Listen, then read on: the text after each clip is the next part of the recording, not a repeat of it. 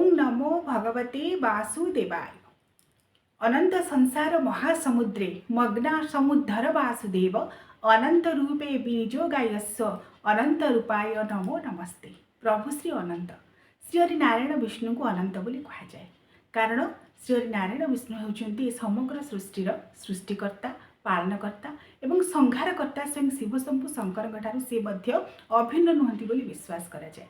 हरिहर एक एवं अभिन्न एवं अनंत रूप में पूजा करा जाए, जहाँकर आदि नहीं कि अंत नहीं। तेबे पवित्र अनंत व्रत अनंत चतुर्दशी व्रत दर्शक बंधु भाद्रव मास शुक्ल पक्ष चतुर्दशी तिथि होउछि अनंत चतुर्दशी व्रत पालन तिथि। आसंतु जानिबा अनंत व्रत किपरि पालन करिवे, तार पूजा विधि नियम कौन रही, केउ मंत्र रे प्रभु श्री अनंत को पूजा करिवे, काहाको पूजा करिवे, से संपर्क में आज ये वीडियो रे सविशेष भाव आलोचना करिबा।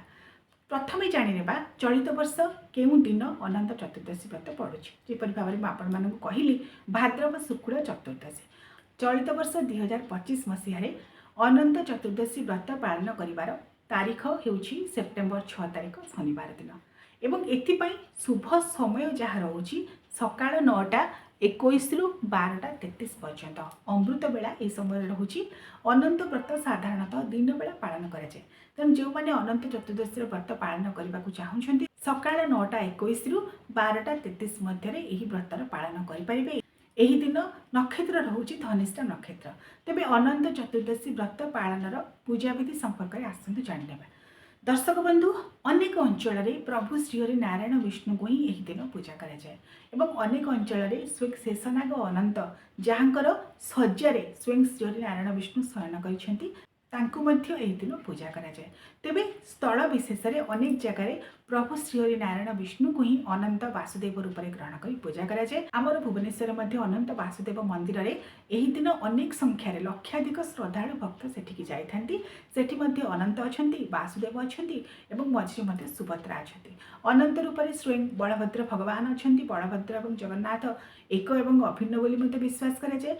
अनंत रूप में बलभद्र को ग्रहण करा जाए। बलभद्र स्वयं शेषनाग स्वरूप एवं महाप्रभु को मध्य श्री नारायण विष्णु अनंत रूप में ग्रहण करा जाए। तेणु अनंत वासुदेव मंदिर में अनंत एवं वासुदेव उभयंकर पूजा करा जाए, उभय एक एवं अभिन्न।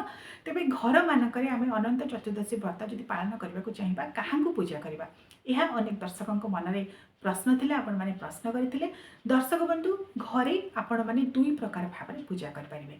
गोटे हूँ अनंत रूप में श्री नारायण विष्णुଙ୍କର चित्रपट को रखी पूजा करेंगे, मूर्ति जदि रखिंट पूजा करेंगे एवं अनंत शेष शज्या साहित श्रीहरि नारायण विष्णु जी कि अनंत नाग शेष नागों क्षीर समुद्र मध्य सदा सर्वदा शयन करथांती।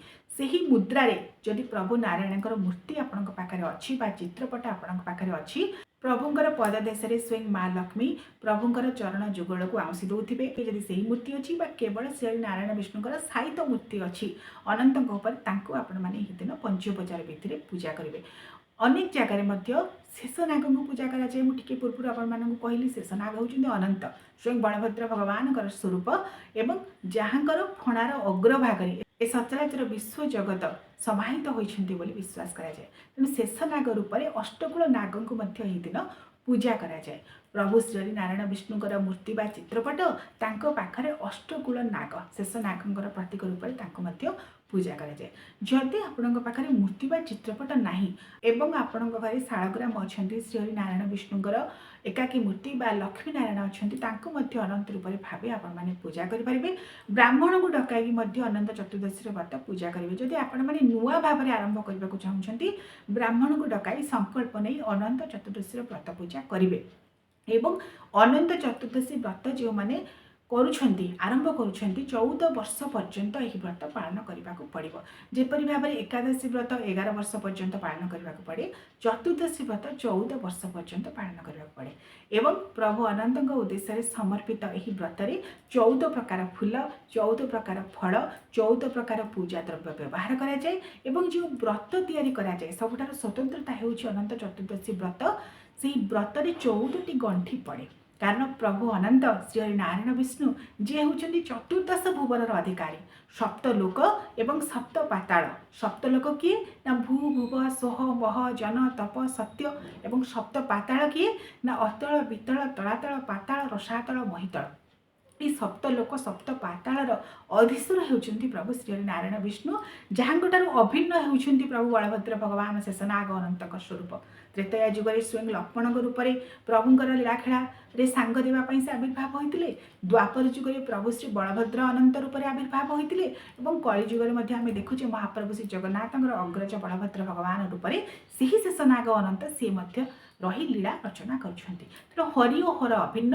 ତେଣୁ ଆପଣମାନେ ଅନନ୍ତ ଚତୁର୍ଦ୍ଦଶୀ ବ୍ରତ ପ୍ରଭୁ ଶ୍ରୀ ନାରାୟଣ ବିଷ୍ଣୁଙ୍କୁ ପୂଜା କରିପାରିବେ ଏକ ଏବଂ ଅଭିନ୍ନ ଭାବରେ ଭାବିକି, କିମ୍ବା ଅଷ୍ଟକୂଳ ନାଗଙ୍କୁ ପୂଜା କରିପାରିବେ, କିମ୍ବା ପ୍ରଭୁ ଶ୍ରୀ ବଳଭଦ୍ରଙ୍କୁ ମଧ୍ୟ ପୂଜା କରିପାରିବେ, ଯିଏ ହେଉଛନ୍ତି ଶେଷନାଗଙ୍କର ସ୍ୱରୂପ।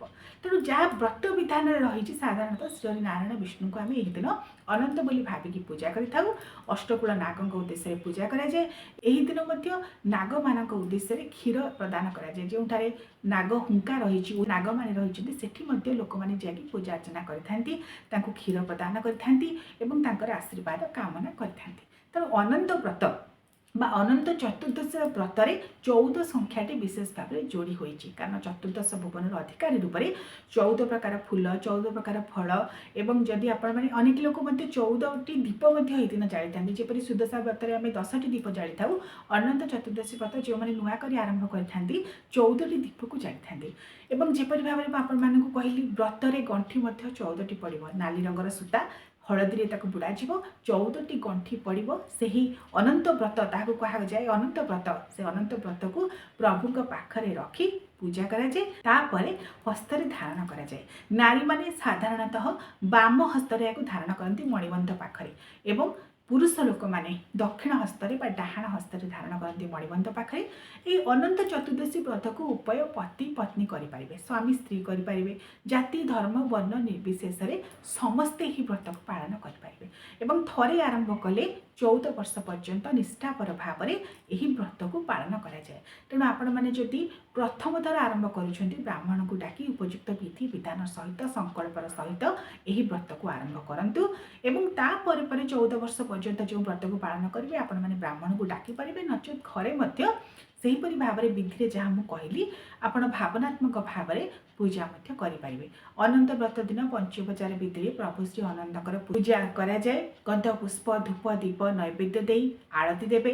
ଆଳତି କରିସାରିବା ପରେ ପ୍ରଭୁ ଅନନ୍ତଙ୍କର କଥା ଶୁଣିବେ, ବିଷ୍ଣୁ ସହସ୍ର ନାମ ଶୁଣିବେ, ଜଗନ୍ନାଥ ସହସ୍ର ନାମ ଶୁଣିବେ, ଅନନ୍ତ ବ୍ରତ କଥା ଶୁଣିବେ ଏବଂ ଭଜନ କୀର୍ତ୍ତନ ଏସବୁ ମାଧ୍ୟମରେ ଦିନଟିକୁ ଅତିବାହିତ କରିବେ।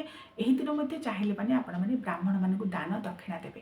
ଦାନ ଦକ୍ଷିଣା ଦେବା ଦ୍ୱାରା ବ୍ରତର ଫଳ ଆହୁରି ଦ୍ୱିଗୁଣିତ ହୁଏ ବୋଲି ବିଶ୍ୱାସ କରାଯାଏ।